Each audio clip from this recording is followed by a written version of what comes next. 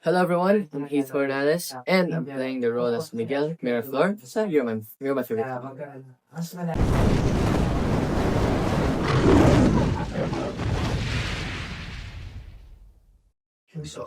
Zodiac sign. Taurus. Dream vacation. Dream vacation. Ah, probably go to the city in the States. Some city there. Favorite pet. Dog. Favorite food. Food. Chicken. Favorite color. Blue. Ideal date. Ideal date.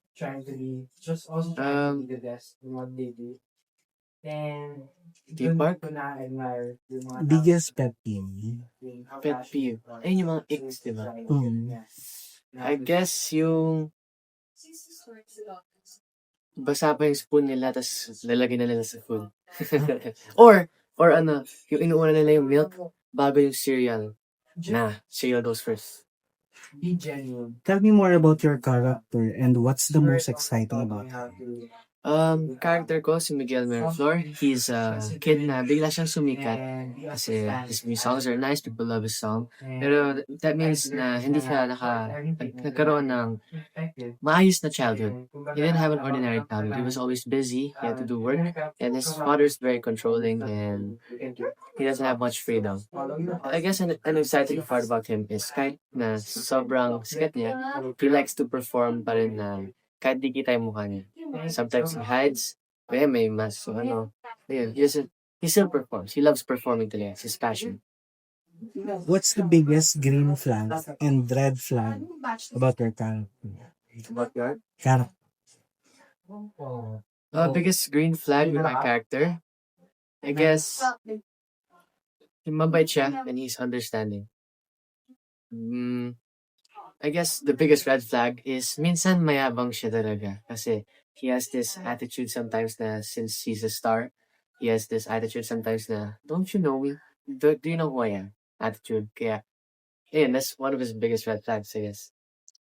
Most of mga characters, kayo mga actors dito ay mga teens. So, paano nyo sinushoot yung mga romantic scenes, mga kilig scenes, and paano nyo ino-overcome?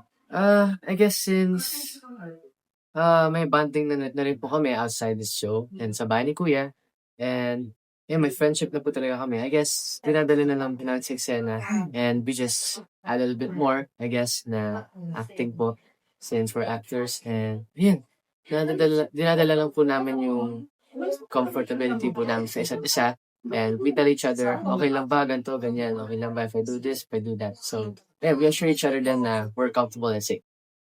For you, what's the most romantic gesture that works in dramas but would be creepy in real life? Oh, oh man, yung romantic sa shows, ganun. Or in real life, be creepy. I guess yung parang sa ibang K-drama, baka yung stalking. Minsan sinusundan-sundan ka, kala mo yung love of your life. Pero sa totoong buhay, parang medyo nakakatakot din. Sinusundan-sundan ka ng random person. Yeah. And eto na lang, if your life right now had a theme song, what would it be and why? Back to You by Heath Hernandez. Kasi I made a song and it's such a big achievement for me po na it also surpassed 1 million streams. Kaya natutuwa din po ako na people are listening to my songs and ayun, I'm gonna put out an album guys soon, July 19. Sa NFT, meron din po akong concert sa July 19 and you can get your tickets now guys. Abangan ko kayo doon. Ayun, I'm excited. And ask kami ng few lines from your song. If you like. Kantahin ko. Madly in love with you, and it's hard for me to let you go. Let you go. I built a bridge for the both of us, but I'm the only one who crossed. While you stared and watched it fall, kept calling you at night, but you keep hanging up the phone.